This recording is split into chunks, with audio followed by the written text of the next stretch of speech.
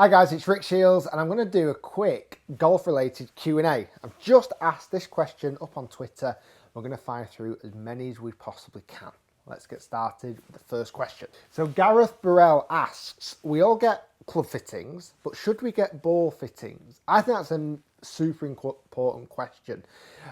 Everyone now just expects club fitting. When you go out to buy a new golf club, you don't really, or most people now don't just buy it straight off the shelf to get a custom fit. But ball fitting, we're still kind of a bit unsure about it. And I'm, for one, will happily hold my hand up and say I'm a bit kind of confused about it. I've been through maybe 3 or 4 different ball brands over the period of time I've been playing golf. Never once had a ball fitting. And I think from the research that I've done, a ball fitting starts from the green and works your way back. So you've got to like the feel of the ball when you're putting. You've got to like the spin characteristics of the ball when you're chipping. Maybe getting some launch monitor data on the spin numbers, etc. on your wedge shots.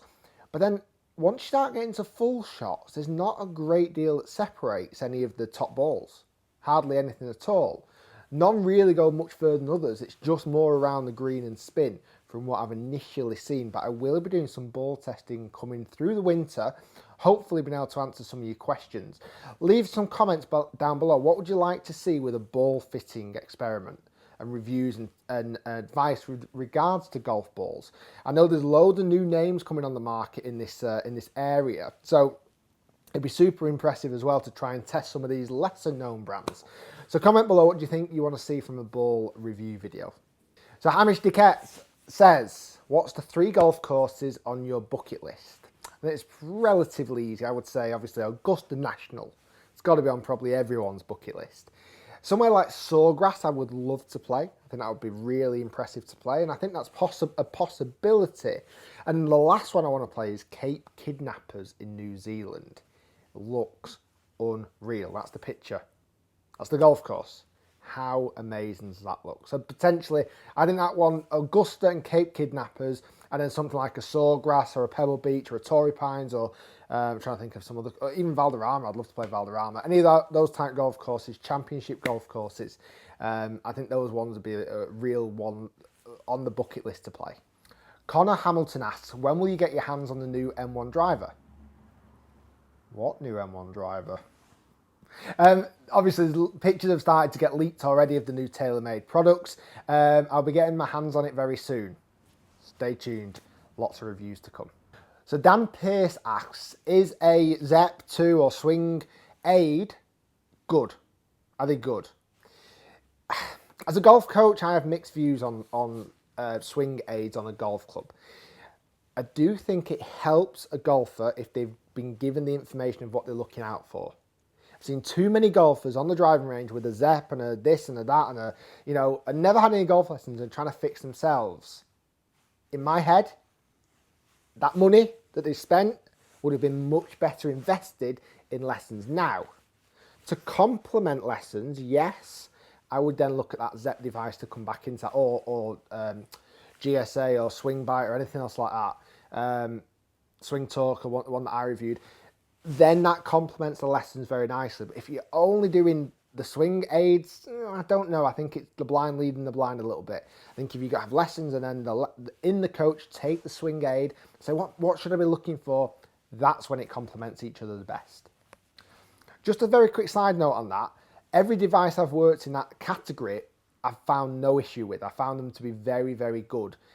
But I'm a golf coach and I'm looking at it through golf coach's eyes. I think as just an amateur golfer, it could become quite confusing. But they do work. I don't know, sometimes the more information we know as an amateur golfer, the worse we end up getting. So just be careful with the information you get from those swing aids.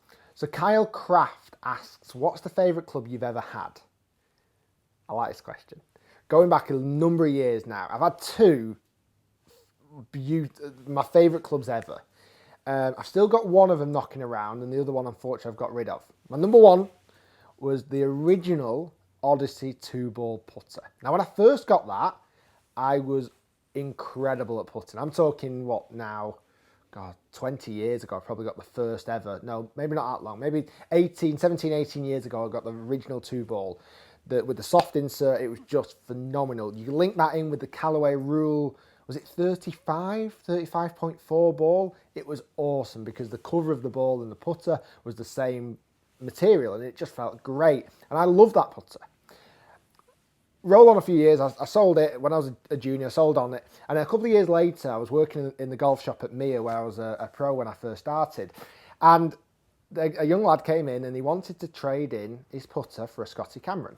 And the putter that he was trading in was the Odyssey 2 ball, the original. I was like, oh my God, I've got to have this off him. So basically I bought that off him and then he bought the Scotty Cameron from that. So it was almost like a trading, but the trading came straight to me. I bought the trading. And I've still got that actual putter. I don't think I can find it around here, but I've still got that actual putter and it is class. I loved it. My other favourite club ever was the Cobra Trusty Rusty Wedge. And I had 3 of them. I had a 55 degree, a 57 and a 59. Now, yeah, they're all really close, but I would often either play 55 and 59 together, or if I had another club in the longer set, I would just use the 57. I loved those wedges, and Cobra brought the Trusty Rusties to a degree back out again a few years back. And I kind of wish I'd gone with some and got some because they are awesome wedges, and I just love everything about them. They used to spin like crazy. I think they're my 2 favourite golf clubs I've ever had. So Adam Barnes asks, have you ever, or did you see the driver versus driver? It was like a creators thing, wasn't it, on Golf Channel? And also the other question, have I ever reached out to Wilson to test clubs? Yes, I've seen the driver to driver thing, and yes, I've reached out probably 3 times now to Wilson with no real success. I'd love to test some Wilson gear. I think it looks great. I always get asked about it. If anyone from Wilson's watching, hook me up. I would love to test the gear. The drivers versus driver idea I think is great. I think there's some new drivers coming out over the next 6 months or so, 12 months, that are very different and not from mainstream manufacturers. I think there's a lot of lesser known manufacturers, even brand new companies that are bringing out some very exciting gear. I will get hands on as much equipment as I possibly can to review it for you guys to give you the honest opinion on it. But I think that would be, I think that's going to be exciting. But the driver to driver thing with Wilson, I think that's a great idea, and potentially I think other manufacturers either may cotton onto it or this series will just continue. But what do you think, guys? Have you managed to see that? I think it's a real good little episode actually. It's a good series of videos. So Adam Bentley asks, what new equipment in 2017 are you most looking forward to test? It's always difficult when we talk about products in the future because I don't really know what's coming out yet. I know bits that are coming out the back end of this year. I know little bits that are coming out maybe January, Feb, and then that is it. So I have no idea what's coming out after that point. Manufacturers will be making clubs, I know that. They will be making clubs for this year, next year, and the year after. And some make more than others, some make not so much. I just love testing gear. I love testing equipment. I love seeing new ideas. I love seeing the fact that new pieces of technology are going into driver. Now they've been restricted a little bit more on how fast that face can come off or how fast the ball can come off. Not saying just now, but it's almost been maximised that to a potential. On what now are they changing? The adjustable weights, the lofts, even with the new Cobra, the Arcos thing in the top of the grip, review coming soon of that as well. That side of things I'm dead excited about. To see what's coming out in the future that's new and different, that has not been done before. That's what I'm excited about. What is that? I have no idea. But this channel here right now will be the first place you see it. So don't forget to subscribe to the channel so you don't miss anything. So Max X Morton asks, on a scale of 0 to 10, how confident am I right now of Open qualifying next year? This is an interesting question. If you'd have asked me this 10 days ago, I'd have said 3, maybe 4, because things just weren't quite clicking. You ask me now, after playing really well at Conway, after not playing since Conway, I'm probably nearer to a 5 or a 6. The plan is by April for me to be up to a 7 or an 8, and I've got to work hard through the winter to get that. I think last year, at this point, I was feeling more like 7 or 8 out of 10, and that's where I came unstuck. I think I did a lot of my good golf before the new year, and after the new year was awful. So this year I'm kind of slowly picking up the improvements between now and the end of the year, and then the start of the year, bang, full steam ahead. June is Open qualifying.